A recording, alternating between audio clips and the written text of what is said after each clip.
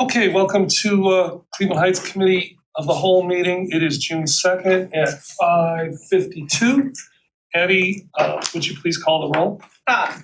Here. Fuda. Here. Petrus. Here. Larson. Here. Maddox. Here. Russell. Here. Kosh. Here. All right, we're gonna go right into legislative agenda. You know what, I'll make this other.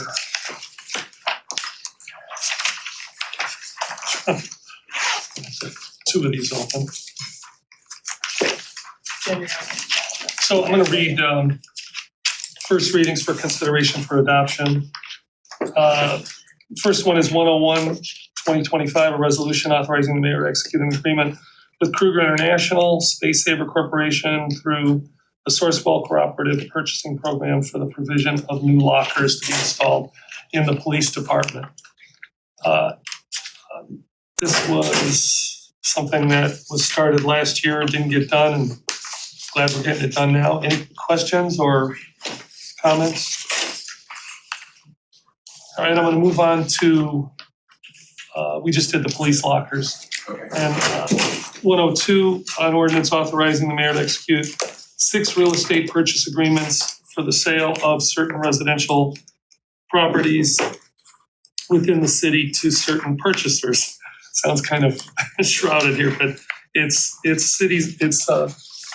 properties in our land bank that are gonna go to 2 CDCs. And in a sense, this is really not a first reading for passage in that it was part of a larger group of properties. But since we're not ready to do that, these were pulled out so that we can move them. These nonprofits need to get started, especially on the exterior repairs, because there's this window and we want them, it's 6 properties and we want them to be able to get started now. And I don't believe there's any controversy about these 6 properties, but I hadn't heard anything. yeah, yes. No controversy from me, but I just wanted to mention that these were included in the 16 property legislation that's previously introduced. So now this is new legislation to transfer these 6 to the CDCs, which means at such time as the others would come back to council, there will be an amended piece of legislation reflecting just the remaining balance. Right, President Kudo, yes. I just like to say I'm glad to see these properties moving forward so that Starlight and Future Heights can get started on their rehabilitation. Absolutely. And it's messy, but I did write down some notes here. I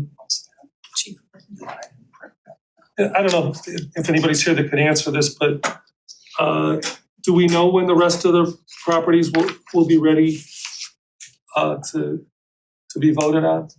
I think the answer is hopefully soon. I think that we can provide some more information for you about that. Soon.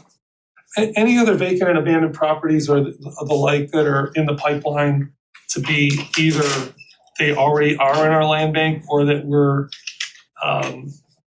looking to acquire more from the county land bank? Everything that we have is inclusive of that list that you've been working off of. I have to double check to see if they're running through that in the pipeline right now. Okay. Because what I'm thinking about is before these 2 nonprofits finish, they may want to get started on something else, and hopefully we can do that for them if they're as long as they're doing a good job, and it's like because we have plenty of properties that could use that treatment. Let's see. I'm gonna make sure I'm following this. 103/2025, a resolution expressing the loss of confidence in the mayor of Cleveland Heights and declaring, I'm sorry, that's really it. Anybody want to speak on this? Council. Thank you, Mr. President. After our last meeting, or I guess at our last meeting, I heard from other council members that they would prefer that we include more details in the document. So after our last meeting, I continued working on the draft and I added some of the details that I felt that people would be interested in seeing in there. I passed it along to the clerk, who shared it with the law department, and my understanding is that there's preference that we look at the initial draft that we discussed here at this table. And so that's what we're working from right now, which was more general in nature and did not include those details. And I did resend that out to you guys. Just today. I was gonna say, when No, that would have been, I think, Friday. Yes, it, I'm So, sorry. Is it posted? No, it is not, is because I wasn't sure which one we were gonna go with, so. this, and just for my understanding, is that the one that? Was you hand- said- that was the one handed that out I here, missed, yes. okay, Correct, yes, so the yeah, same yeah, copy, yes. okay. That's the general one, Yes. yeah, not the detailed one you're talking about. Correct. President Booyer, yes, this resolution challenges the leaders of Cleveland Heights to personify the values we try to live by every day. The residents look to us to be models of what it means to be a leader. Due to the recent reported and alleged instances where our mayors use poor judgment and not accepting accountability for exposing city employees and residents to hate speech and unacceptable behavior, I am supporting this resolution. Daniel, go ahead. I just wanna make sure, I'm still looking for it. You said Me Friday? I believe it was Friday, Okay. yes. Give me 1 second, I'll double check for you. One more thing to add, so while we are currently looking at the shorter and more general resolution, council members are certainly able in their comments before a vote to add whatever details they feel are appropriate. Sure, Mr. President, yes, go ahead. I got it, thank you, Patty, you sent it at 9:53 AM on, I see Monday. Oh, was it this night, you guys? I'm Oh, it's losing my today, that's right, I didn't, I'm sorry, losing my that's why mind. it was, no, but we got it, mind. thank you. I don't know why I was.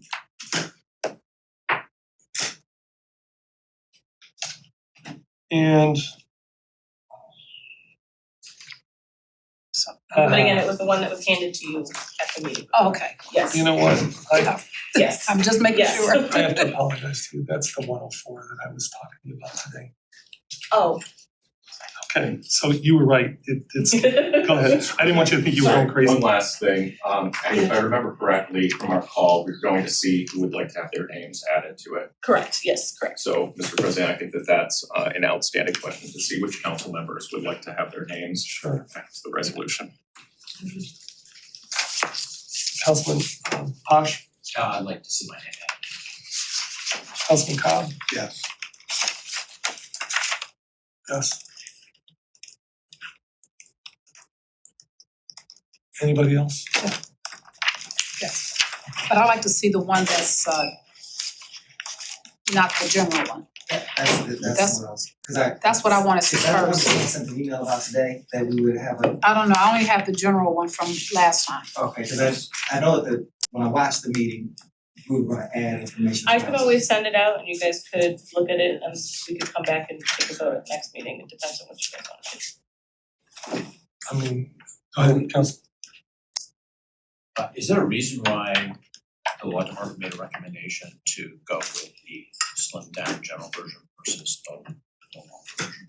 You wanna speak I to haven't this? seen the longer one, so I Yeah. can't connect the And dots. I could send that out. You wanna The only thing I speak? would say is that given the nature of the legislation, a lot of departments in a bit of a conflict position, so we didn't review certainly the new one, and I think this is a conversation for council, if council engages outside legal counsel or counsel to help it with conflict matters, other matters as council may determine, this is a situation where they could weigh in and advise council on something like this. And that discussion is gonna happen later on in this meeting. It is, but I do think we should decide whether or not we're gonna move this, if you wanna call a general resolution forward.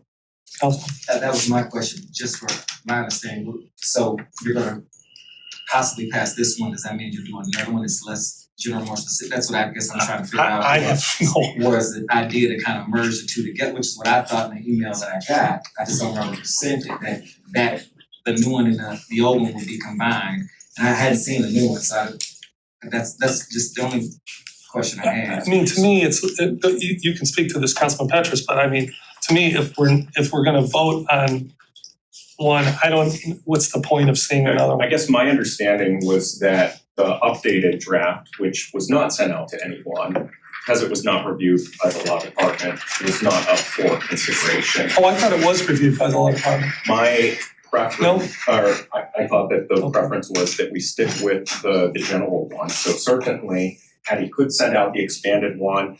I think that because of the timely nature of this, that it might be more appropriate to pass the more general one rather than waiting for potential counsel that we may engage who might review it and maybe, provide something to us after a July recess. So I think that passing this one is probably the better I mean, option. my understanding is that if you put in the resolution something that's, got maybe more opinions, something that where there's a little bit of space between opinion and fact, that that's gonna give the law department more of a pause. I mean, I'm not speaking for the law department, but it seems to me that a more general one would be appropriate.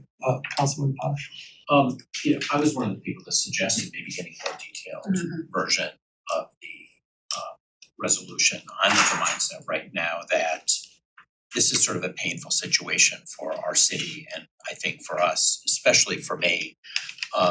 I just want to rip the Band-Aid off and get this behind us and make our point, which is, I think, relatively simple. And I think wish we had a little bit more time to talk in some of our in the main meeting. But I'm prepared to make a case why I'm gonna support this in our main meeting, and I'm okay with this slimmed down version. Yeah, and I the reason why I wanna stick to 1 minute is because I always wonder if we're gonna make it out of here by 7:30, even doing that. We've had trouble. But if somebody needs to talk more than once, certainly you can see that I'm allowing that. So the consensus is to go ahead with this amendment today. And then, when you make your remarks about why you're supporting it, I think we've agreed that 3 minutes, up to 3 minutes for that. Is that our agreement? Well, during your discussion, you can do it as long as you want. Okay. I mean, I hope it's not too long, but okay. Now the amended version. Well, I suppose I should say you can take as long as the president deems. Okay, so resolution 112, This is one of the new ones that you have in front of you. this is a resolution authorizing the mayor to execute an agreement with LTEC Industries for the acquisition of LTEC articulating aerial truck for the forestry division of the Department of Public Works. You can tell when I'm reading something for the first time. Addie, do you wanna explain why that's on now? And Oh, yeah, that was my fault. I get so many emails a day that it just I did not see it. Which is the case for all of these three that came on. My apologies, everyone. So work truck, and then 113 is a classic Chevy GMC for the streets division. My understanding is that would be used for the hot box that you already. Oh, yes, the The hot hot box. packs and the brine equipment that we'll be using. And Rick, yes, go ahead. I see on the cover that this was not budgeted for, and so we are looking at paying for it from 201. I know that we've recently learned that the administration would need to reach out to the county, if I remember correctly, for things that were not budgeted. So should we get confirmation that in fact happened here? So Director Klingscale, I don't know why, but I have it in my mind that this is actually replacing something that was budgeted for. Well, it's replacing, we had a small sewer jet that we were using, we planned to use for the hot box. We're not using it, so no, that was not budgeted. That's a piece of equipment that became available, so we thought it was a good time to purchase it because we've been notified by a lot of our vendors that next month there'll be a lot of pricing increases due to the tariffs. So next month, we're looking at paying considerably more for all of our equipment. So that truck became available, our vehicle maintenance department, our streets department looked at it and said, yeah, it was a good job. That's what we're trying to get it. And I know that there is revenue, we do have money in Fund 201. And have you spoken to the finance director about how this would happen? No, I didn't. Okay, I'm sorry, I didn't mean to put you on the spot, but I just was trying to answer Councilman Petrus's question, go ahead.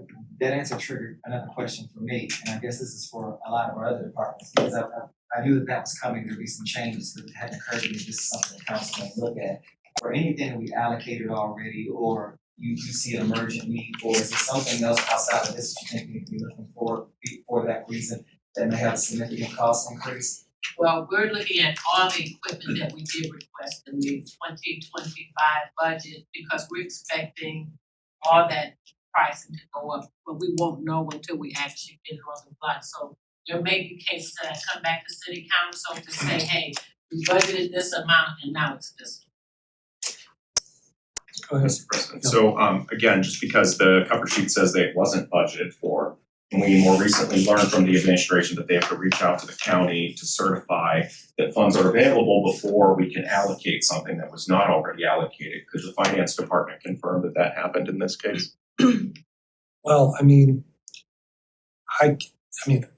they're not here, so Is that the certificate I don't know how we would make that happen. You know, I'm not sure. Oh, I'm sorry, I didn't see, so sorry, I did not see. Is that the certificate of estimated resources that we found?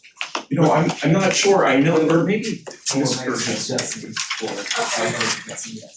So we did have to file 2024, which we did, and then we also updated the one as of January. So both of those have been submitted to the county. So for this legislation, this particular purchase, did we get a certification from the county? I'm not aware, we'll have to check.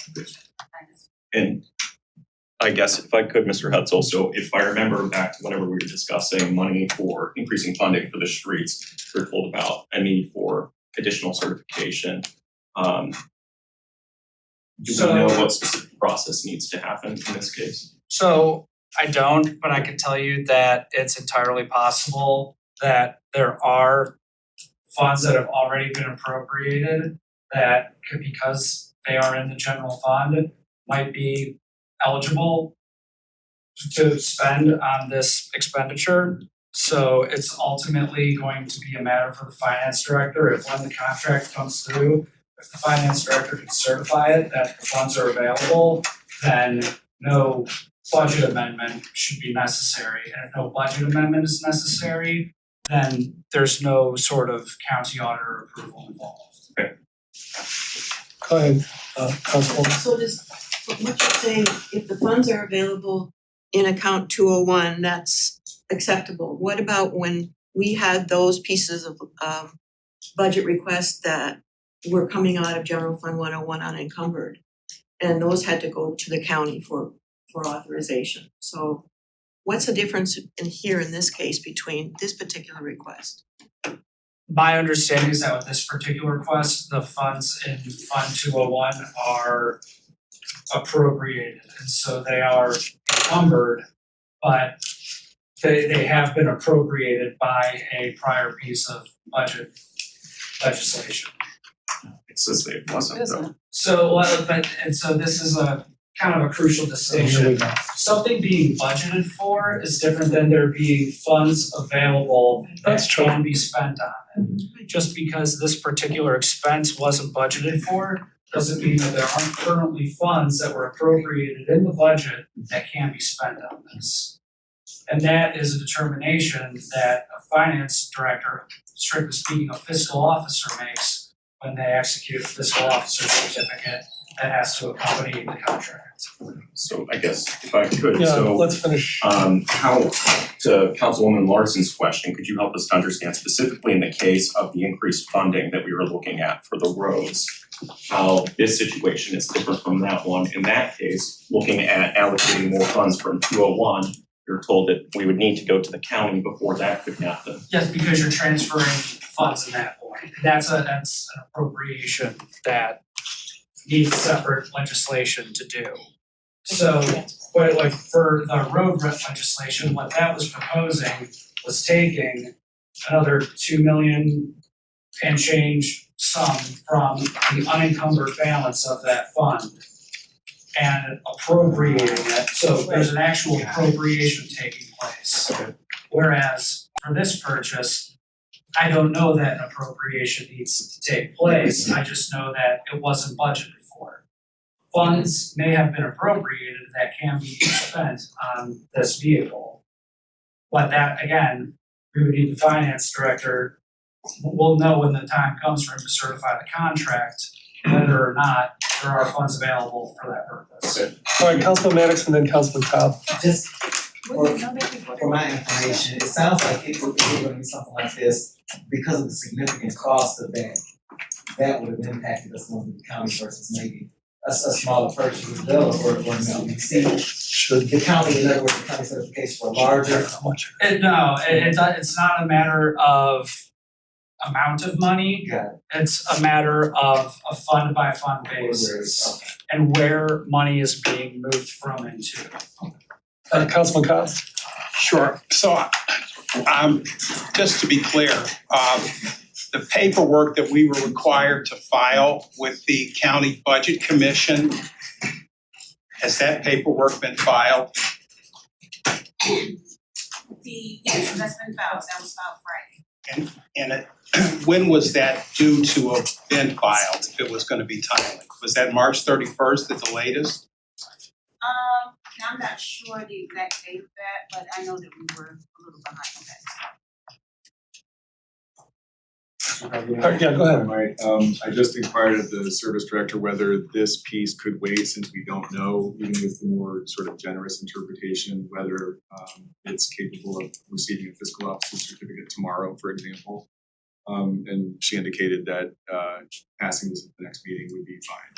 So that's Meaning that- 113? Yeah, meaning the one that was not budgeted, yeah. So we'll just read it. Meaning that we can double back with finance, sort this out, and have reliable information for council by the 16th. And we can still read it, we'll just read it the Sure. second time. Okay. So do we need to put this on first read only? Yeah, we Like can as but I'm saying as an amendment to the agenda? Or, no, okay, Passes. Mr. President? yes. Just, this is actually for the finance chair and the rest of council, as we think it's worth having a discussion. I'm still thinking back about what Director Cleanskill said in terms of the impact of tariffs and things like that, and I'm also thinking about I'm sorry, the impact of what? tariffs. I'm also thinking about that impact on some of our CDCs and the work they're doing and supplies and things. And so I think this might be a conversation that and somehow we might have to have in the finance committee in terms of any impact that might have for anything we allocated or current projects we're working on. Because if we're seeing such a significant change for a truck, I can't imagine some of these other investments that we put out in. So I think maybe some of our forecasting may have to shift. And so I don't know what that looks like on an agenda, but just to put it out there, I think it's worth having that conversation. All right, well, let's make that happen. Is that okay with you, Madam Chair? Yeah, we have a meeting tomorrow night, Director Harrison will be there, I guess we can put that question to him. Yeah. In terms of what do we need to be doing to be adaptable, understanding that when it's budgeted, we're okay, we're good to go. Yeah. But if it's not budgeted, then how prepared is he to make that adjustment and perhaps submit it to the county? Is that- And this is actually for the planning and development chair. Do you know if in terms of any projects we allocated for the CDCs already, if they're already seeing costs rise or if they're planning on coming back for us for anything? That's a conversation I'm just curious from you. Right, no, not that I'm aware of, but that question would have to go to Director Zam. Okay, thanks. Yeah, I mean, the only contact I had with them was about, like, we need to get started on the outdoor stuff, and even if we, put it forward today, they got contracting and stuff, it's a little bit late of a start. So resolution 114, this is authorizing the mayor to execute an agreement with Technology Install Partners for design, purchase, installation, and support of a new security alarm system for the community center. This was actually talked about before, but here it is. So it's a $282,000 project. I see we budgeted $600,000 for it. I'm supportive of this, but can someone from the city get back to us and let us know, is this really a $300,000 savings? Or are there additional pieces to this that still need to be spent? I can speak to it. Please. So $600,000 was appropriated, $300,000 of that was for the new fire alarm system, which you guys had approved. And then the other $300,000 was for the security, so it was divided into two projects. Thank you. So that's where it comes up with the 600. I did not know that. That's very valuable. All right, any question about, any more questions about 114? So we're gonna go to first readings only. Is 114 a passage or just for passage? Just a Yeah. passage. And now first readings only 104, an ordinance amending section 13405. You know, Councilman, I could read this, but it doesn't mean anything, the way the wording. Could you explain what this is? In the housing committee, we've had a variety of housing advocates in, and one of the things that we've heard across the board is that we really need to increase the education and awareness of available assistance programs for people. And so that was the committee's inspiration for this legislation. So we reached out to the law department asking that they draft legislation that would require that notice be provided to people whenever they're cited for a violation. Currently, there is notice, but it's sort of buried in the citation. And so this will, provide sort of brochure pamphlet to people that overview things that they could be eligible for. And we learned that the Housing Preservation Office actually already has a very nice brochure that was shared with us. So. No, and it's a great idea. The only thing I would ask is when the wording is, notice of violation, legal service, no notice for emergency or same prior violation. It doesn't, I know it's on the last page, here it is, but I would just say this, I think everybody who comes up with legislation should talk to Addie, and if you're not gonna do the cover page, have somebody else do it, because we can kind of rely on you to prompt people, because when I read that, I had no idea what was going on. But after I read to the fourth page, I went, oh, okay, which is okay, but it always, I know I've said this like a million times, but here's 1,000,001. It just helps when you're reading the whole thing.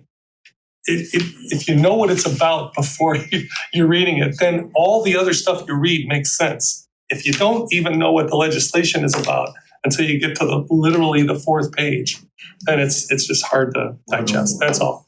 That's a technical thing and has nothing to do with the legislation is wonderful.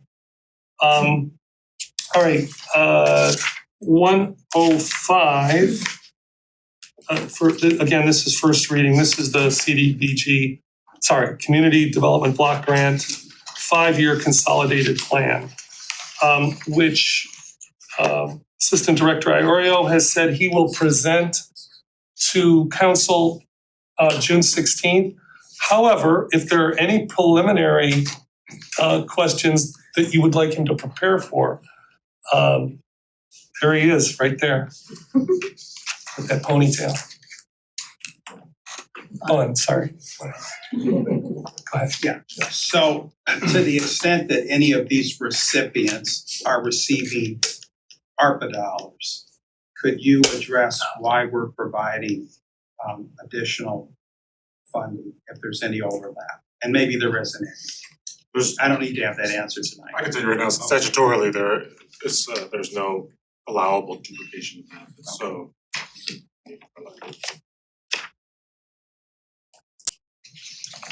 Any other questions on this? 106, a resolution to adopt a solid waste management plan. Anything there? Okay, 107, oh, yes, go ahead.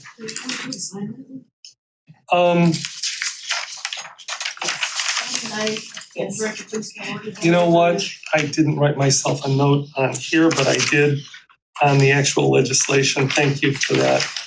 It's going to committee. Municipal services, thank you. You said that was going to committee? Yes, and it will be discussed at the meeting on June 11th at 10 a.m. And Cuyahoga County Waste Management will be there along with Director Kingston. Thank you, Addie, for that. That's all. Yeah, I did look through this. It's a PowerPoint. It's a lengthy PowerPoint. And it would be good to have a discussion on that. Thank you, Councilwoman. Let's see.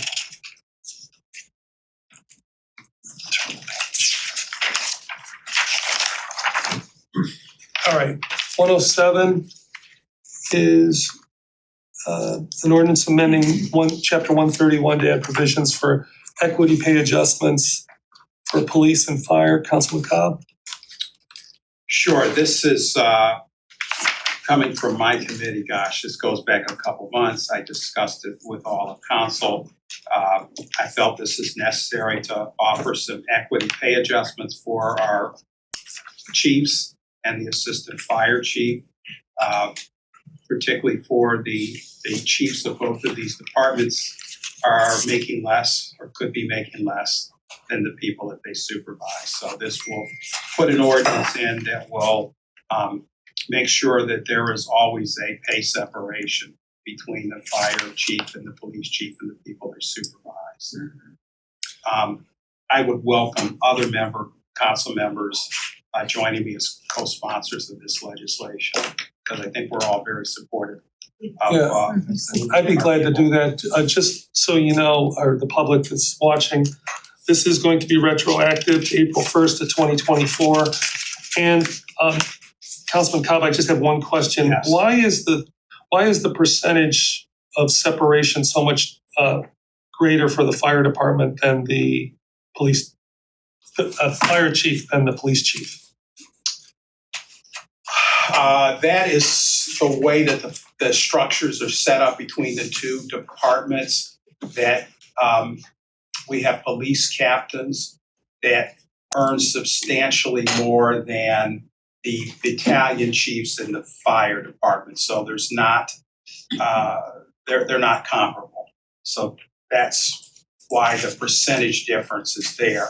So the objective is to make the chiefs comparable pay, not so much the distance between them and the subordinates, if you will. Well, the percentages to some extent track the percentage increases that are in the union contract. So for example, in the police department, there is approximately a 13% pay difference between, let's say, the lieutenant and the captain. Mm-hmm. In the fire department, there is a 14% difference between the ranks. But we didn't go to 14% here. We went to 11% because doing 14% would have resulted actually in the fire chief making more than the police chief. Mm-hmm. The goal of this is to bring the fire chief up to something close to the police chief, which is in the Archer study. It was recommended that the pays for the fire chief and the police chief be comparable. They're now in the same salary grades, Okay, if I explain. that explains it to me. Any other questions about that, please? I just wanna know if there anyone who doesn't wanna sign on as a co-sponsor. Okay, so I think That makes it easy. And then if I could just add, Yeah, please. it's only gonna be the pay portion is gonna be retroactive. The part about the benefits will not. That'll just take effect whenever this legislation goes into effect. All right, thank you. All right, Can I interrupt for 1 second? please. On this, I know it's not public works, but I did indicate I have a similar situation with supervisors in public works that I would like for you guys to take under consideration in the future. That's exactly So- what I was about to ask. So can you send us a memo on Yeah. what you'd like to see happen? Sure. I think And I do think I reached out to you You did, about and I that. did mention the supervisors, but I did not know that the police and fire chiefs were coming forward. And after they came forward with some of their concerns, I was like, well, these are the same concerns that I have in certain areas of my department. So if you would send me a memo, or we could sit down and talk about it, we'll take care of making that adjustment. Now, do you have anyone that's reporting to you that makes more than you do? No. Okay, Go ahead, Council. It could with overtime, but. well, if that is There's a the case, microburst. then you do have people that are regularly getting overtime and as a consequence are making more than you do. That's something that we want to address. Well, my So, supervisors, I have employees that are reluctant to take on supervisory positions because they would earn more just staying where they are instead of becoming a supervisor. and if these are That's an issue. I'm sorry, these are bargaining unit or they're not bargaining unit? Supervisors are not bargaining. Go ahead, and then Yeah, thank you for that. I was gonna ask the mayor after we finish this part if there was any other departments in there, and the reason being, I know we went back retroactive for the police and fire chief. I'd heard that there was another staff member, and I know the longer we take to do this, the more time we're gonna have to go back for, so if we can get this handled, I'm open to that, whether it takes a meeting or not, as quickly as possible to get everyone up, that way we're not playing catch up. Cause I know every month we do that, it's gonna be a little bit more difficult to do it, but I don't know if we need to have further discussion about the parameters around this after we talk about this one employee and what that looks like in terms of overtime employees, cause I have a feeling that that's not the only department where that might be an issue if you start talking about regular overtime and things like that. Workforce, but I don't know. I take it you're gonna have an administrative services meeting this month? I don't mean to, Yeah, I mean- I haven't put it on the calendar yet, but let's try and talk this week if we can. and Mayor, if you have anything that you would wanna add on top of that, your meeting's usually the last Monday of the month. That's right. Yeah, so if it could, just anything we could get in front of the committee would be helpful. And that's just as an aside, I wanted to see if that's something we could handle before recess, or that person's taken care of it, so I didn't know if it was too late now, it was already June, what that looked like, that was my reason for that. That would be the best if we could. All right, 108. This is the $7,500 for the music hop. The only thing I would add to this was, and I believe Councilman Maddox brought this up a month ago or something, was that we do need, every time we allocate money for events or anything like that, we do need to get some type of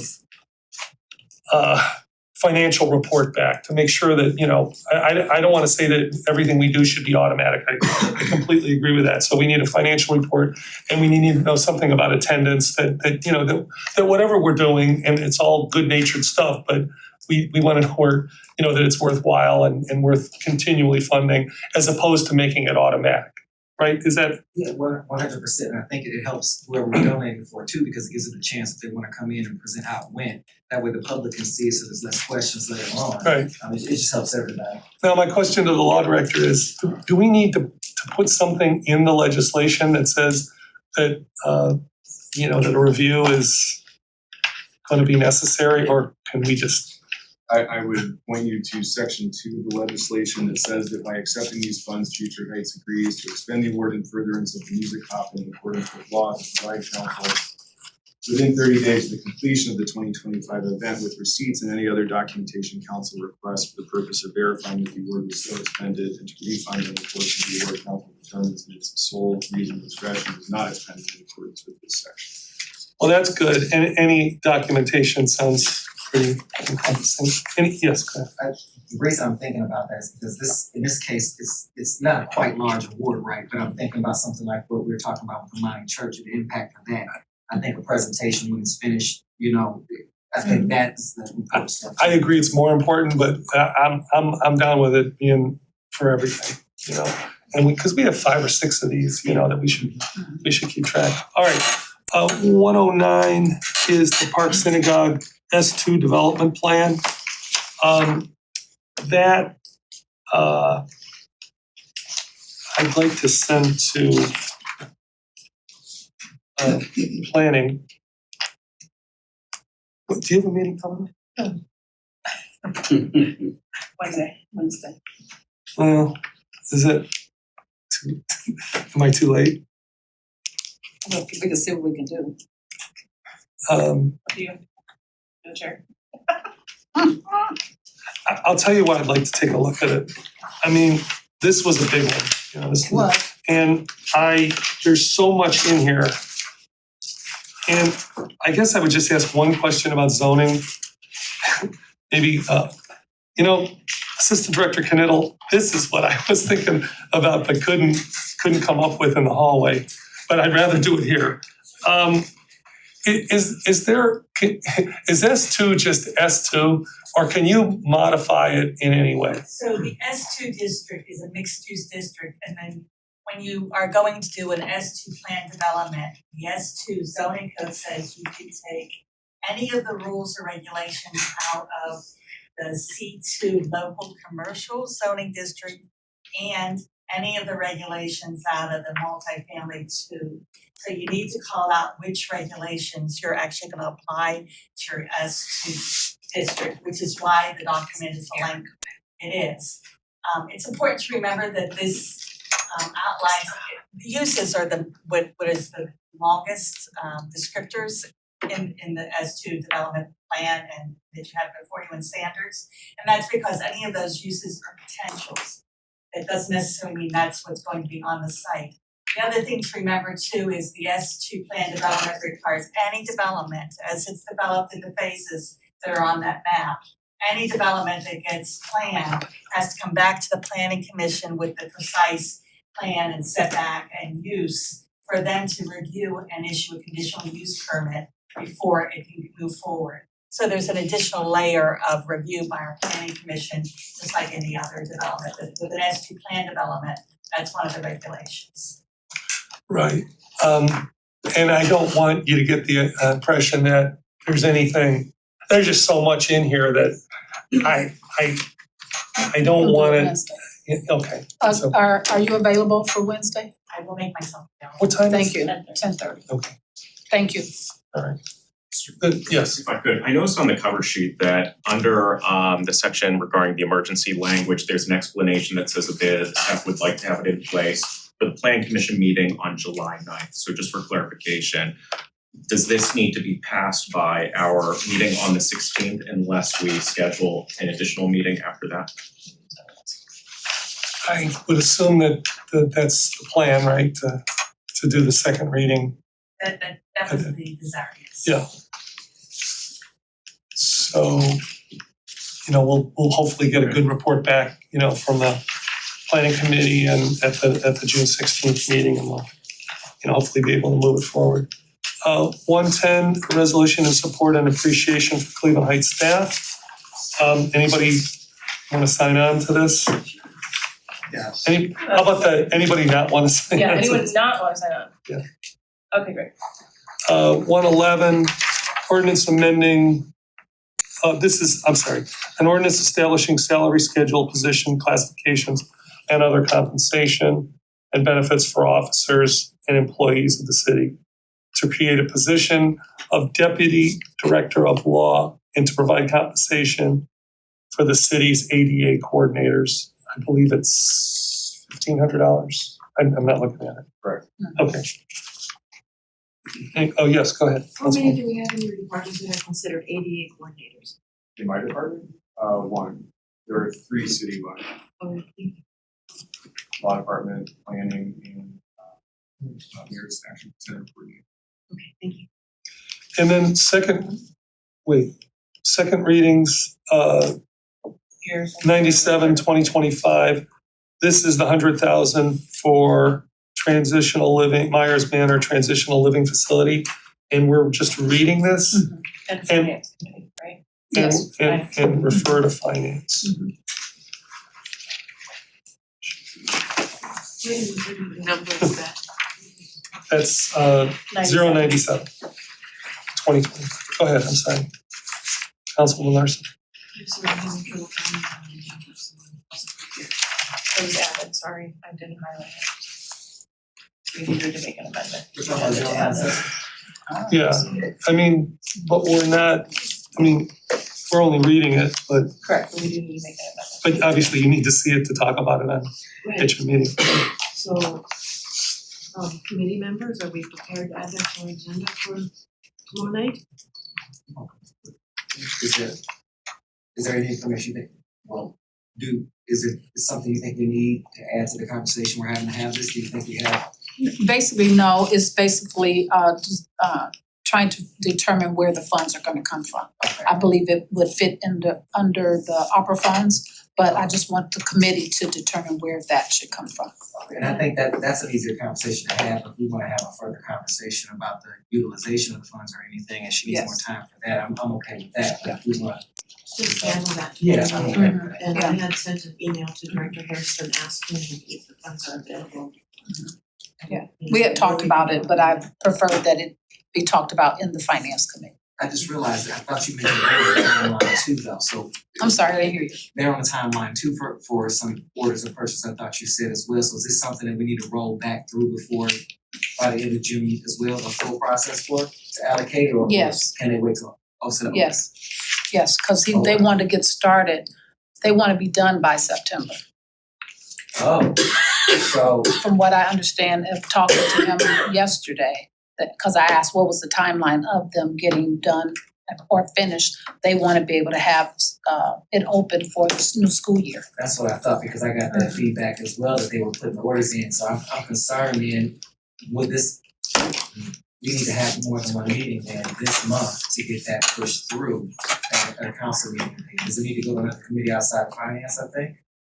No. Well, we could, We'll talk about the fund availability, but we're not gonna talk about the project Right, yeah, itself. Yeah, we've already did the project itself, we're just, right now it's just about funding. So, well, but I mean, at the committee of the whole meeting on the 16th, I mean, we could still, you know, it's still pending legislation. So, I mean, I think we should have a discussion on anything we're gonna pass that day, okay. especially, you know. Cause this is third reading or second reading? This is Second reading, second That's why I reading. didn't know if So- we were still calling them in for any additional questions, or being okay with that, that was my concern, that if any of us need additional information, we've only got a couple of weeks to get it before. Well, I can also invite them in on the 19th if there's any, I mean, the 16th, Yeah. if there's any additional questions. That's, Or we can invite them to the committee. I would like to see that on the 16th committee of the whole, not necessarily the regular meeting. Go ahead. Quick question for the law director. My understanding correctly that December 31st was the deadline for reallocating any ARPA funds, so we would have to look for a different source. I think that's right, yeah. So Councilman Maddox, for me to be clear, are you asking for them to come in for the committee or for the committee of the whole? I'm thinking the committee of the whole, if council feels like they have questions, Okay. what I don't wanna happen is that we discuss it and then we need to bring them back, but there's no time, because I Right. knew they were on time I restraints agree. for some of those orders. So I think if they're already here, it'll be helpful, and I hate to Okay. waste their time if we don't, but I just wanna make sure that we get that knocked out. Okay, Yeah, and I the agree, I finance- just wanted to make sure before I invite them Yeah, to make sure which state. Okay. Yeah, no, the finance committee would be not appropriate place for that particular discussion. Mhm. 63-2025, this is third reading on an ordinance authorizing the mayor to execute a real estate purchase agreement for the sale of the South Overlook Cedar Road property for the 3 condos. We are not gonna vote on this tonight, we are gonna read it though, and, you know, perhaps listen to public comment. There was a I don't even know what to call it, a finding by the law department or by some legal counsel that the property is indeed available for sale. I don't know, Are you addressing the? I'm inarticulately trying to say, Any deed restrictions? yes. There are no. Right, for the title report done, the title is good, there are no deed restrictions that would apply, they expired 30 years after the 1948 transfer. There is an easement on the property, but that's not an impediment to the sale. Counsel? I just wanted to bring this up transparently because I spoke to a group of residents just yesterday on my way back in town about this, and they stated they reached out to several council members. And I know we got an email proposal for some alternate ideas for that, and I just wanted to make sure that the council knew. I did speak to one gentleman yesterday stating he was representing them. He did let me know that he was gonna email that proposal out to everyone yesterday. I think he did so. He did. I told him that I was open to that. He said he emailed you and, talked to Councilman Kyle as well. I didn't know what consensus there was or if we wanted to move forward with that, but I did tell them that I would be transparent, but let them know that I had that conversation and to see if council saw it or what they wanted to do in terms of how to move forward with any conversation with it. I mean, that's one reason why I don't think we should vote on it today, and you know, but right now, I just wanna, we'll go out there, we'll hear what people have to say. People wanna have conversations, and I gotta be honest, I looked over that proposal I saw it for the first time this morning, and it's just, I just didn't have the capacity to go through all that with all this as well. But I everybody should, I mean, it's up to each individual council person as to how much they wanna, if and how much they wanna consider that. Go ahead. If the mayor would be willing, would the staff be able to take a look at the proposal and let us know their thoughts on it? Is that appropriate? The thoughts on an alternate use for the 0.54 acres? Okay, so I would be happy to have, planning staff and development staff all take a look at any alternative proposals. But I do wanna caution, I don't know if you've got anything to say about this, so I do wanna caution at the very least sort of this idea of once a proposal has been presented to the council for council's approval or rejection, the idea of the government sort of bringing in an alternate proposal in competition. It's a little unusual, it's not necessarily illegal, could be problematic from the perspective of the person who had a proposal submitted to the council, Far down the track. moving far down the track and sort of going along a particular process where ultimately it's sort of like the council is putting a thumb on the scale for something to be considered by the administration in competition with the thing that we've already submitted to the council. I don't know all of the potential ramifications of something like that, but it's something to be cautious of, and I think we'll have to discuss that. Anything that anybody would like to do with that property, I think we're probably open to at least taking a look at it.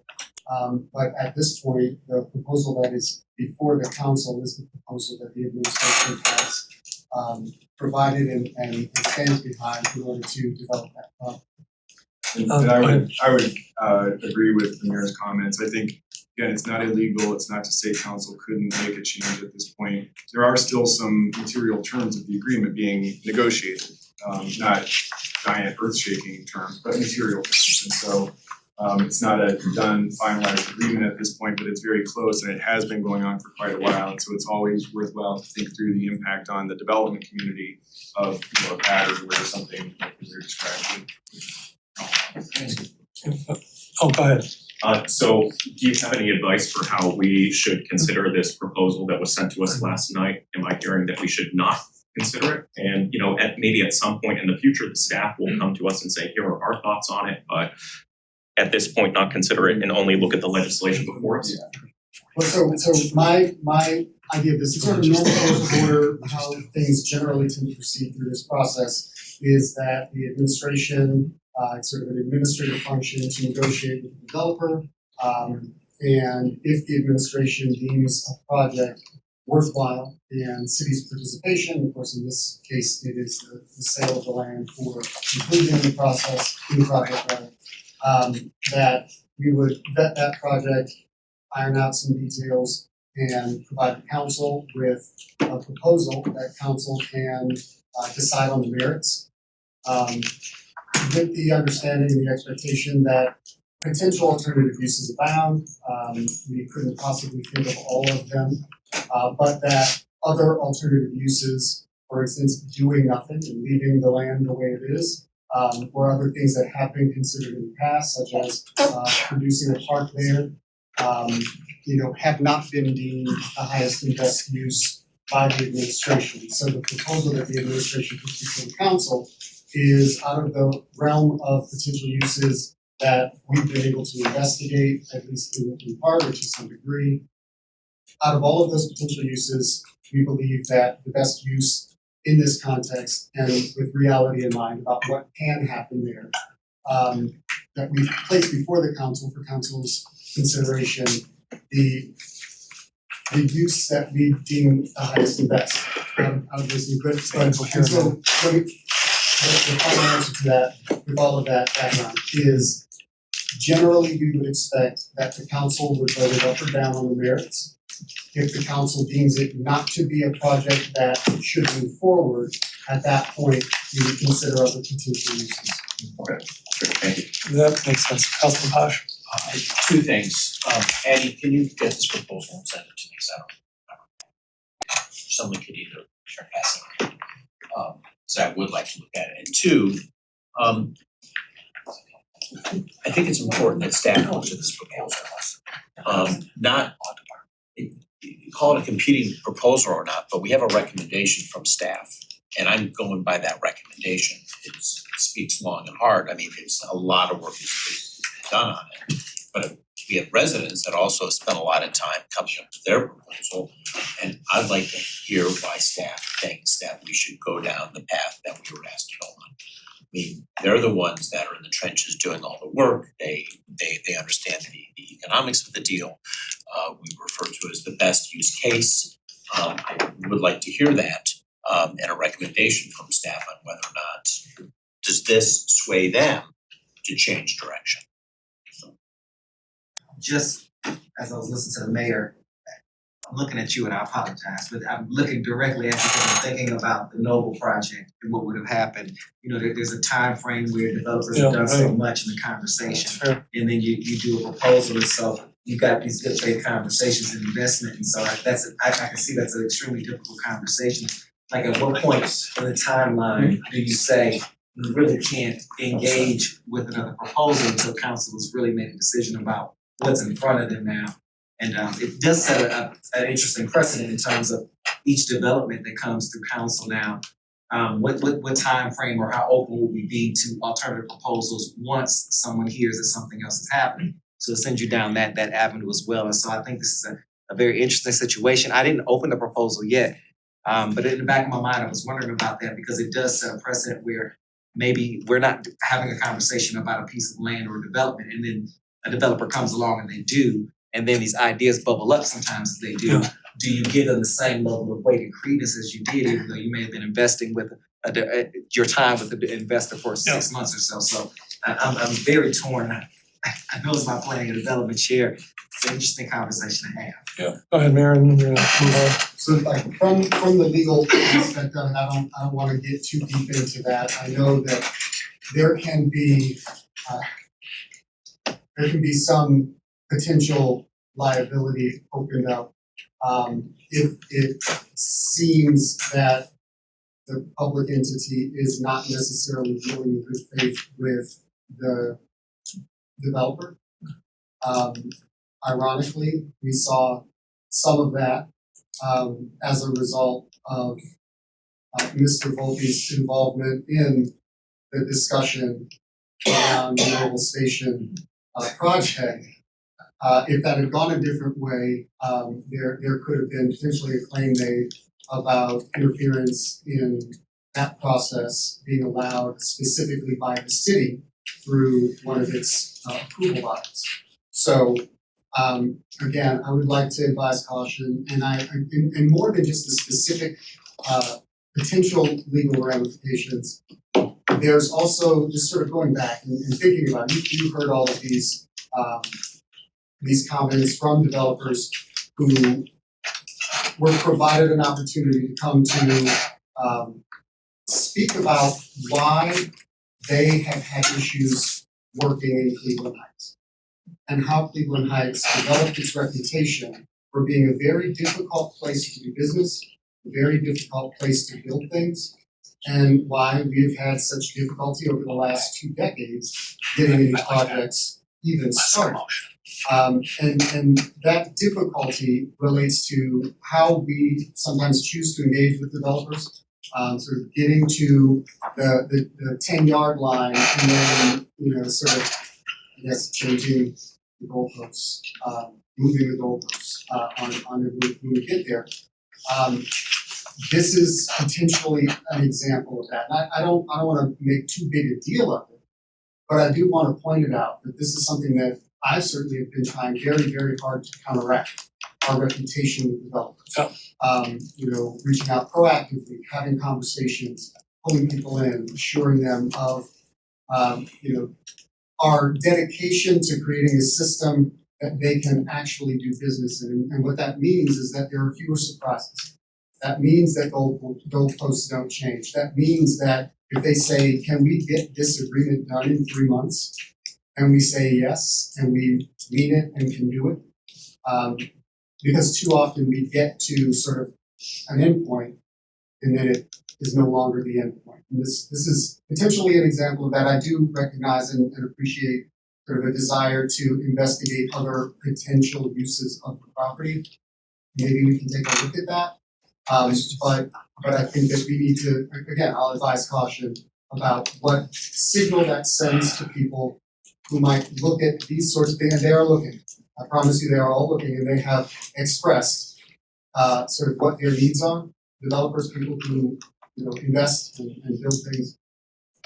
Well, we should be fair. I completely agree. And this need, we are open for business, and we want everybody to know, and I'm committed to voting on this at the June 16th meeting. Oh, I'm sorry, you had your hand up. Yeah, I think one of the biggest hurdles that we always come across is that with the Noble Station as well as this one, is residents saying they are not aware of anything happening prior to.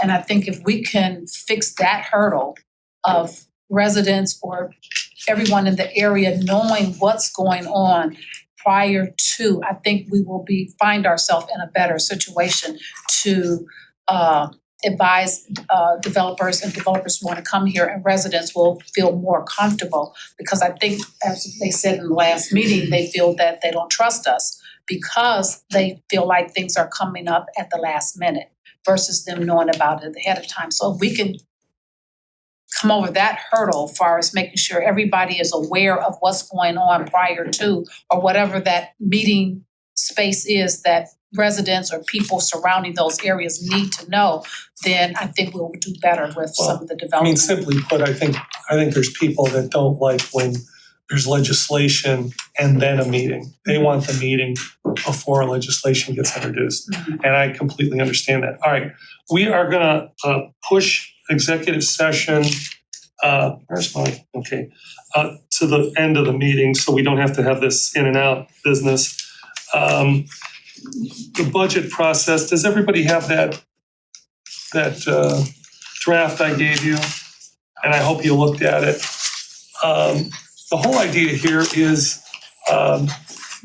that council has some agreement about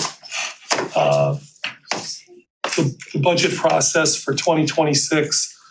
I went over some of this with the mayor, what should happen and when it should happen. That's on the first page. And then the last page is the format in which we receive the budget materials. So if we could we can keep this brief, but I hope everybody looked it over. There's about 10 here's what we need in there. Any comment on that part of it? Is there anything in addition to this, or is there anything on here that we don't need? Yep. A comment, after the last discussion, I went up to the finance director and asked if he could share his perspective with us, so I'd certainly be interested in hearing that at some point. Sure. I just wanted to make sure that we were in agreement about what we wanted, and then I'm all for sharing that afterwards. So the timeline that you see on the second half of the first page takes us all the way through the budget process. We're still voting in December on the budget, but we're getting the budget book on November 1st instead of November 15th. And we're starting the budget hearings, I'd say approximately a week, 10 days earlier. Everything else is kind of standard. And then I think Councilwoman Larson added the January 19th, 2026 to 2025 year-end financial statements, including the unencumbered fund balances, are given to council by that what would be our second meeting in January. So any comments on that? All right, now the budget books, I'll call this the budget book, but the format of the budget book. Councilwoman Larson, do you want to say anything about that? Because this was kind of your big contribution here. Well, I built it on the budget book that we received for budget year 2020. Yeah. of 2024. So this is Director Unetic's product. So I just went through his budget book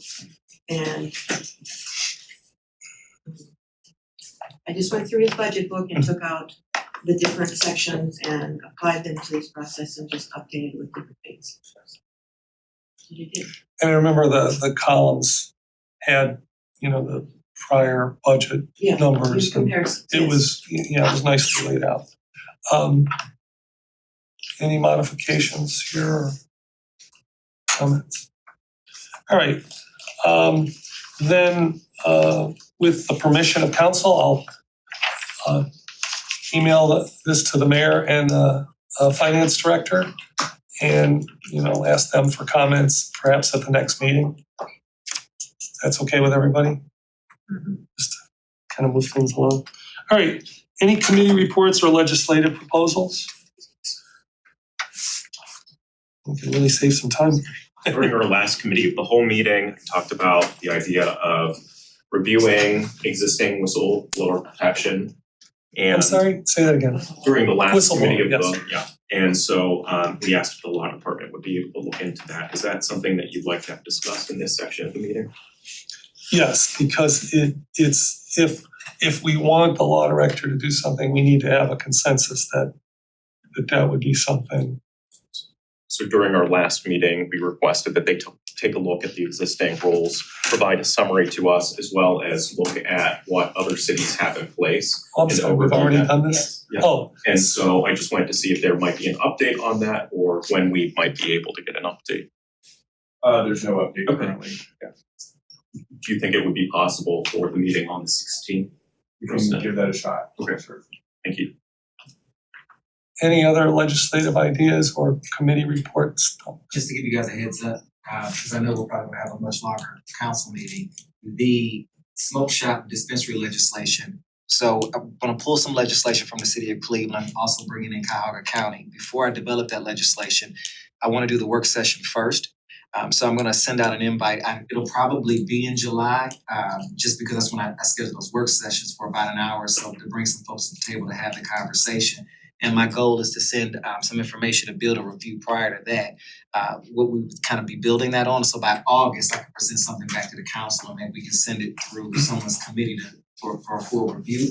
But I wanted to make sure that I brought the owners in to have the conversation first, as they were asking, they were like, well, we really don't wanna see the legislation before we at least you get a sense of where we are, what we're experiencing first. So I figured bringing them to the table to show kind of the outline and the framework for what's out there and get any feedback first as I'm building would be helpful. Otherwise, I don't wanna bring something to council and then have all this feedback coming back in and our council is having to do some of that work that I could have done in the work session. So that's what. So you're looking at this as part of Parks and Recreation? No, completely separate, just part of my legislation. And then I don't know, that's my question tonight is, I don't know who would, once we have something, where that would go, I don't know if it would go Wait, to. so you wanna have a committee of the whole meeting? I'm just trying to figure out what kind of meeting this is. No, my work session is just bringing in folks to the table, kind of build some legislation, research and get their feedback, create that legislation, then when council comes back from recess, you review and decide if it's something you wanna take a look at. You can, I'm sorry, I'm familiar with this idea of doing a work session without it being a council meeting, like a. So every Well, July I've committee done work sessions on ideas and projects I have, bring outside folks in, if it leads to legislation and I bring it back. I know what a work session is, I just don't know what, is this a public meeting Yeah, that it's is always- recorded? Yeah, it's always public, always recorded. Yeah. Every one I've done. So, In fact, we've done some for planning, Councilman Cobb and I've done since I started here. okay, so, I think Councilwoman Hart might have shown up to some in July as well, to those work sessions, but they're always here, open to the public to watch. It's just a meeting that I could have had privately, that I like to the public to see who I'm bringing to the table, who's giving me this feedback, especially, for instance, if I'm bringing in owners of businesses, I don't wanna have those conversations private. I think it's important to at least see. no, I agree with that. I just want to ask the law director, is there a quorum factor to these type of things or no? If it's not a committee meeting, And it's not a committee meeting, so, right? so no, No. Okay. It's a little unconventional, I think, in the, it's not a real commonly used mechanism, but there's no quorum issue, there's no Open Meetings Act issue as long as it's clear what it is and what it isn't. okay, So my question is, I guess I'm wondering if once we come out of this, am I sending it to safety or planning? I don't know where this would sit in terms of that. That's my portion, because I wanna make sure I'm connecting with that person from the start. Do Parks and Recs. I'll put it in your committee as Parks and Rec.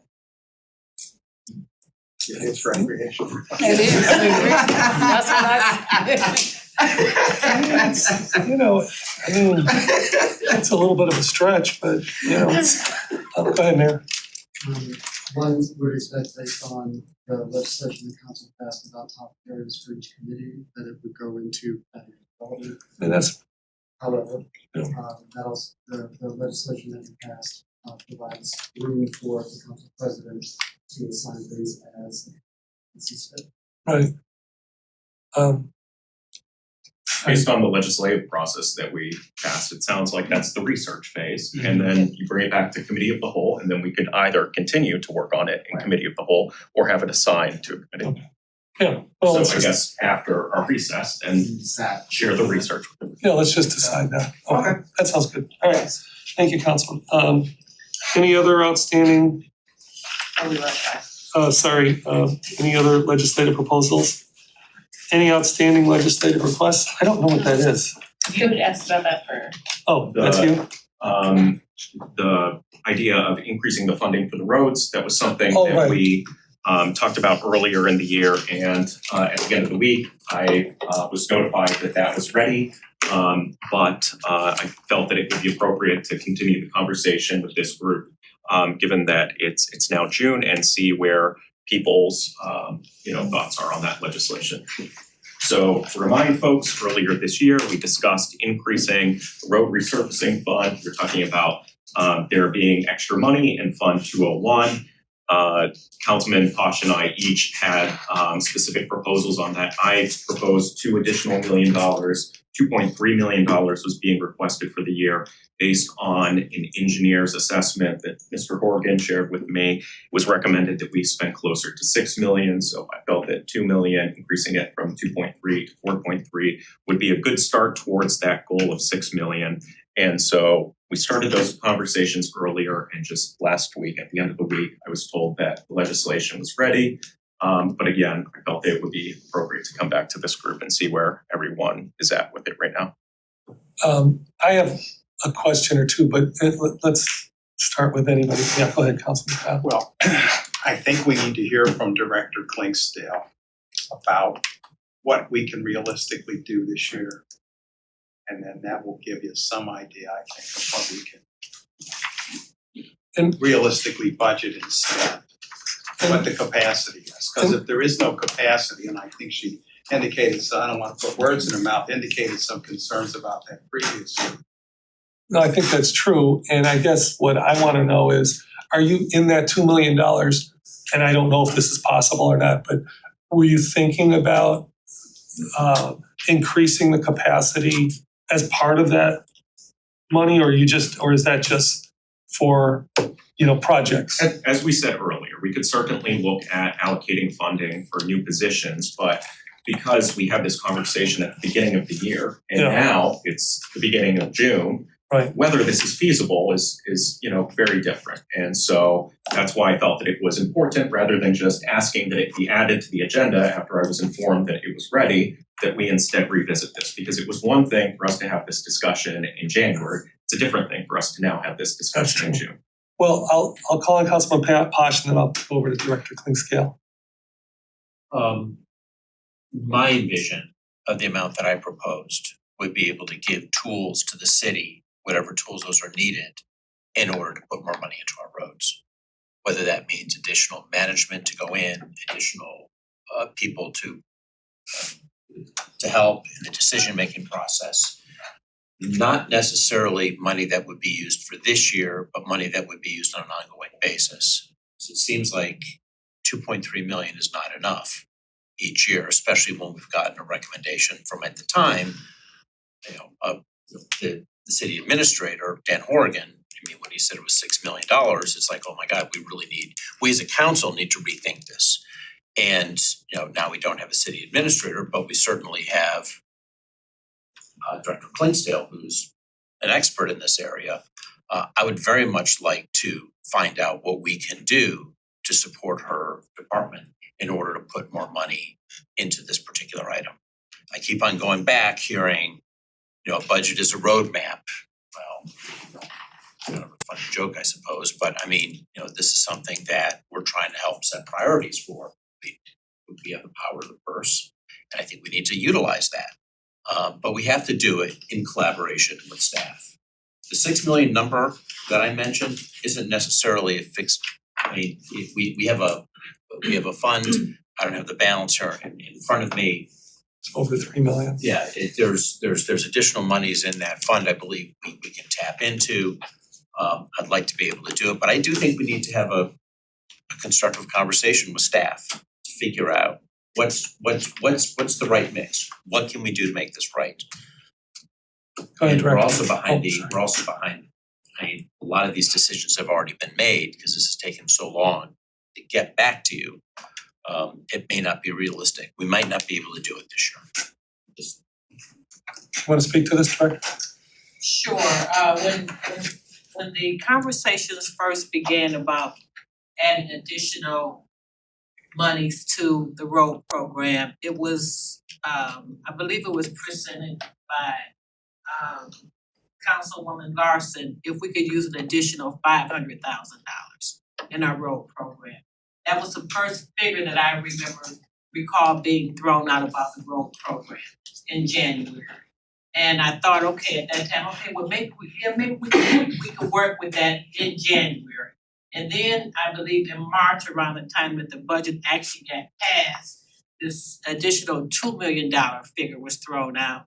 And by that time, it's late in the season to bid a project that could get completed by the end of the year. And Councilman, you also indicated if we had additional staff people, could we do it? At the time, we did not have additional staff people. I do think that if we could build our capacity beyond just bidding out the program, that would include staff and equipment, that we could increase our road program. But we've already bid the program for this year. It came in at $2.3 million, and it would just depend on what we could do based on hire additional staffing, get additional equipment, and try to do additional things. Thank you, Director. Go ahead. Just from my experience in city from some of this equipment that I know can still go sometimes, that equipment alone is a pretty high cost. The investment that the council's talking about in this funding, in order to expand that work, do you have some type of estimate in your mind about a cost for the total amount of equipment that will be needed for that new crew? Because I figure it's pretty expensive. It would be expensive, and I don't know right offhand, so I don't wanna throw out a figure. Okay. Now, with the current road program that we have, it's not scheduled to start until mid-July.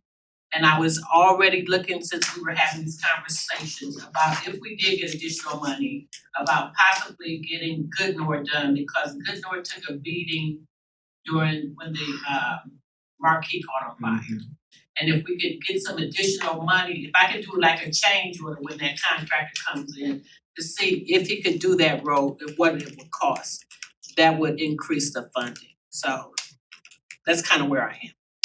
Okay, go ahead, Councilwoman. And you mentioned account 201, as of 9/30/2024, I do not have the year end, but at that point, there was $5+ million in the unencumbered balance in 201. So if we decided to start looking at some equipment to order now to be ready for 2026, look at that account. And we could also look at expanding the program. We have some information now that we didn't have last year about doing a large program, but we could do some things right now if we could get a change order in with the current contractor. And as I indicated, I'm really looking at Goodnor because it really took a beating when we rerouted traffic in that area. Just as an aside to that as well. Just in the process of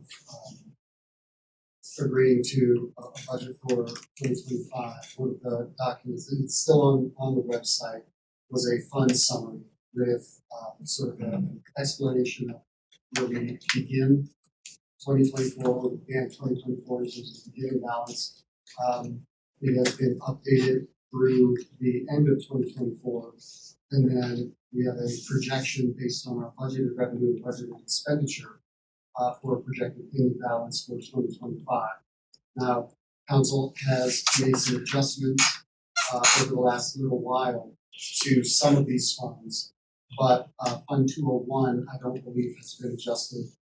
And so what we're looking at for a projected ending balance at the end of 2025 is a little less than $3.7 million. And that allows for some additional investment. Of course, it remains to be seen where we can direct those funds, whether it's capital equipment or capital projects or anything like that. We can sort of have a bit more discussion about that. Or staffing potentially, if council wanted to increase the Fund 201 budget, you won't see us standing in the way. So just along with that, I'm extremely open to this, and this goes back to the same, you just opened up this tariff conversation. So if there's anything that we need or we can't order or get a conversation on, I'm open to investing in that equipment now so that we can do that going into next year. So the sooner the better. So obviously I don't want to give her any kind of directives, but if we can get a list or any kind of amount of equipment, bring it back to the committee to get a sense of what it would cost now, if we can move on it. While it's still relatively cheaper than it would be, I'm completely open to investing in at least the infrastructure now so that we can kind of do some planning for 2026. But I think we should have those numbers now. I think that might be helpful. And you know, not just anything else is going to impact that street work. Well, it just appears that the capacity we have now, we'll never be able to keep up with the roads. Go ahead. So is there a way that a subset, maybe a committee of council can work with Public Works to get a little bit more detail on where we are with the amount of road work that we do have, so we can collaboratively put a budget together? I know our roads are graded by both internal sources and external sources, and off the top of your head, good nor we need to do. Well, that's phenomenal. I trust that. But there's also another list in your head of things. Hey, look, and I know it's a balancing act. You don't want to put a new road down when there's going to be a water line coming down next year. So really, what's the right number for a city our size? Dan Horgan said it was 6 million, but that was Dan. I don't know if you heard that number from you. I don't know if he just heard that from expertise. But I did hear that number from me. I do speak with other service directors, and I don't know any of the surrounding communities that are spending $6 million on the road program.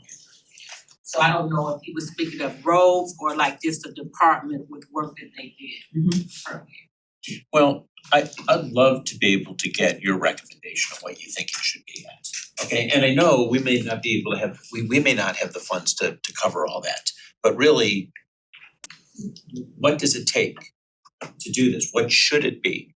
How can we build up to it? How can we find the right funding sources? I mean, give staff the tools to find more funding sources for the road. I do have ideas, so. Love to hear them.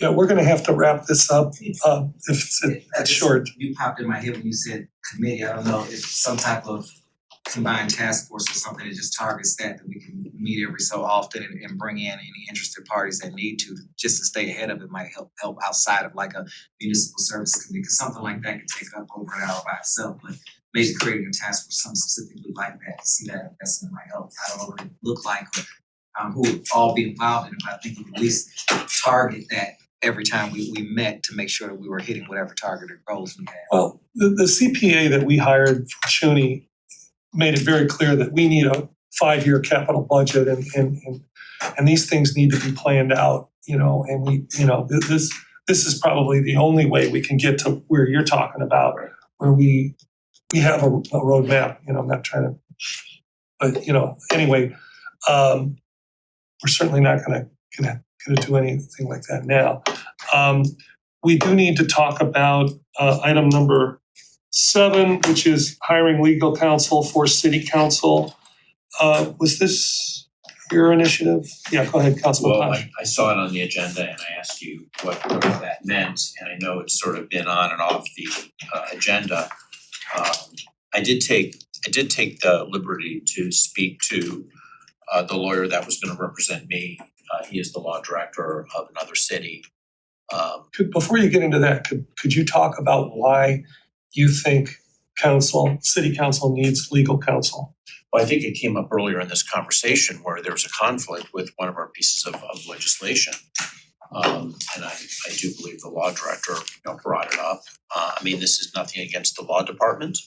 I mean, the law department, has, works for the mayor, works for the city, works for council, but sometimes the interests of council don't align with the needs of the mayor's office. So I think we're in a position where we're getting, it sounds like the law department was reluctant to even look at this piece of legislation that Councilmember Petrus put in front of you, citing the fact that there was a conflict. And That's accurate. I mean, the rules within a governmental organization are looser with respect to conflicts for lawyers than they would be in a different setting, but they exist. And I think you laid out well the fact that there are circumstances under which it's difficult for the law department to perform certain functions. I mean, for conflict reasons. nobody wants to pay more money toward lawyers, but I mean, I don't think we're talking about a lot of money to bring our own counsel in. I don't think that they entirely replace what our law department does. I think they're used on an ad hoc basis as necessary. And what I'd like to do is I'd like to propose that we look into this a little bit more. Well, I'd like to go around, I appreciate that. I'd like to kind of go around to everybody to hear what everybody has to say about this. Go ahead, Councilman Cobb. The only lawyer on The only lawyer city council. who's reluctant to weigh in on legal issues, but if you recall, I was hesitant before about hiring a lawyer. We were at a different place back then when we were having those conversations, and I think the law director has noted that he is in, I would call it a tripartite situation, where he is attempting to represent the mayor, the city, and city council. And oftentimes that can come into conflict. And it's in those conflict situations that we would need an attorney, not to supplant the law director, because he'll still need to approve any legislation as to form, but we're not putting him in the difficult position that he could find himself in with some of the things that we may be looking at doing that the mayor would find not in his best interest necessarily. And I think another example of that was the key card access legislation, where there would be a penalty phase that would directly affect the person that violated it, and that could be the mayor. I mean, it is possible. Any other feelings about the legal counsel? Well, yeah, I'm for that, for the simple fact I have, 3 or 2 pieces of legislation still out there that we can spend in our. Fall into that category. Yeah, it falls in that category. Yeah. Yeah. Go ahead, Councilman Larson. Can you set up a contract, could we set up a contract where the lawyer is on retainer? And when those circumstances do arise, that we could just call them and ask them to have input, rather than having somebody on retainer for a lot of money, but just only as needed? I take it that contract exists, that type of contract? Sure. I mean, and I think that's a typical legal services arrangement is, it's per hour billed. So. As needed. Anybody else? I'm fine with doing it. I see the utility. Go ahead. I was gonna say, I know there were, I had discussions with different folks a year or more ago, and there have always been some sort of institutional or organizational concerns about like a lawyer for council versus a lawyer for, the rest of the city. And I think that could be problematic, particularly under the current charter and ordinances. And even if they were changed, I think that makes serving the best interest of the city challenging. But that's not what I hear here. And the law department doesn't have any objections to this concept. And I think, in addition to the conflict questions, which can arise in any city. The reality is that over the last couple of years, council has produced prodigious amounts of legislation or called upon the law department to do so. It's a lot, keeping up as best as possible. And in addition, the number of public records, even prior to this year, has increased some fourfold from about 2015 to last year. This year, we have exceeded to date the number that we received all of last year. So that the demands on the department are significant. If there's somebody competent out there, I know that the person that I think Mr. Posh is thinking about, very competent lawyer, somebody could help with things like that. You don't wanna, I would think from the city's budgetary standpoint, push a lot of the more routine work somebody's way like that. But I think there are benefits for the law department, for the city to calibrating that properly. Any more comments, Councilman? Yeah, I would like to see it on a target, very specific basis, not someone that we're just reaching out to. I would wanna know that there's a very clear conflict for that. I know in the past we've had this discussion, much like we said, it's surrounded more around loyalty and things like that. I can see some potential conflicts here and what council wants to do, and I'm okay with that. But I wanna make sure it was very clear what we were using that attorney for, that the public understood it, and it was case by case basis. I wouldn't wanna just continue to have these meetings and kind of wonder who's talking to who and when. I wanna make sure that he's very clear about exactly what we have outside council doing, and to make sure that they're in communication. Fair enough. Anybody else? So what will we do as a next step? We have to find out, we have to agree on a person, and then our firm, I guess, our person, and then who would you do the contract? Well, typically, under this kind of arrangement, I think somebody would provide a proposed scope of services and an engagement letter, and we would read that for form and follow up with council. So, go ahead. So when I got in council, there was a situation where I had actually asked council to hire a lawyer to represent me in this inquiry amongst other council members having an illegal meeting. I reached out to a gentleman that is part of a practice. He is the law director of a local community and has been law directors of multiple other communities. What I'd like to propose is meeting with, so in a scope of work that already been ironed out between him, myself, and the law department. We never pursued that legislation. Yeah, it was back in September of last year. But I'd like to use that as a basis of moving forward to come back and present something to council. I would like to get everybody's permission to enlist Councilman Cobb, being a lawyer himself, looking over my shoulder as we're doing this, you're doing it as a team. And he does anyway. I'm okay with that, rest of it. And then come back with a proposal to council. That's what I'd like to do. Any other, is that okay with everybody? Okay.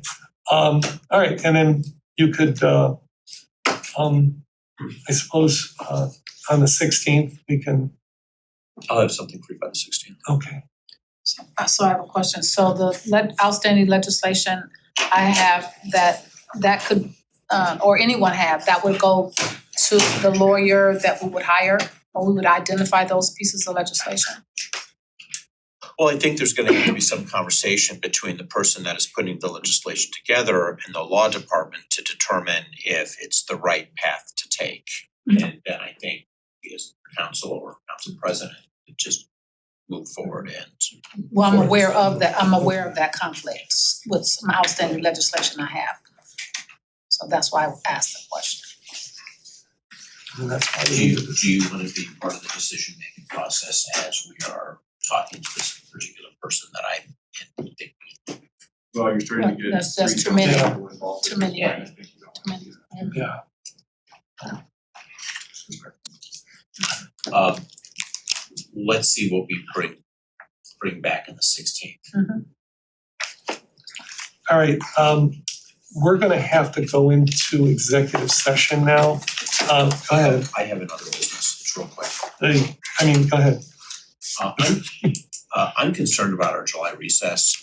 There's an awful lot of things going on right now, not necessarily legislative, but just stuff that's going on in the city. And I'm afraid that by just turning off the spigot and saying that, oh boy, we're on recess in the month of July, I'm nervous about that. I've heard a couple of rumblings here. It's like, we're not gonna meet. How can we do X, Y, and Z?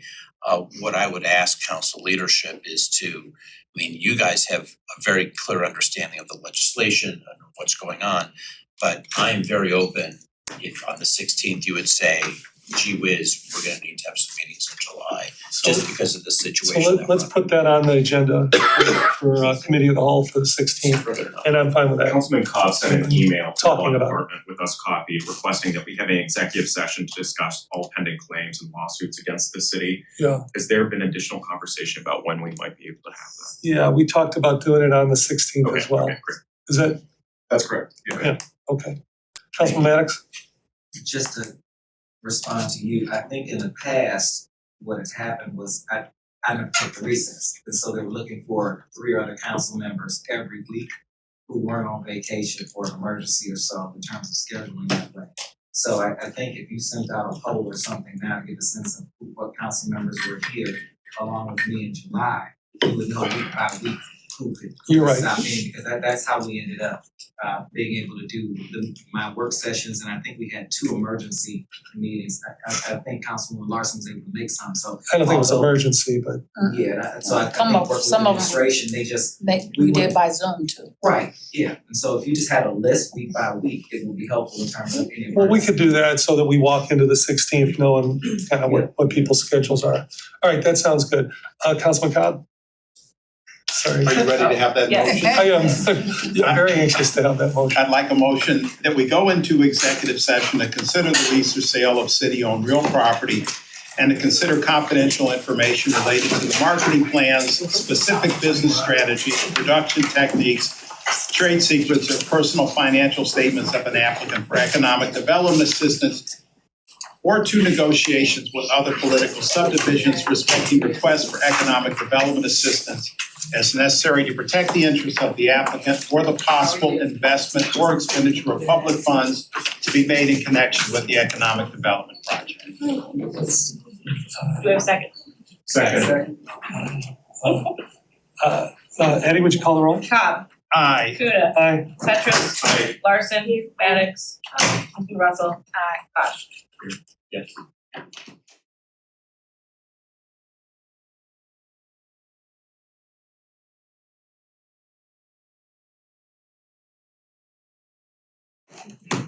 All right, this meeting of the committee of the whole is adjourned at 7:59.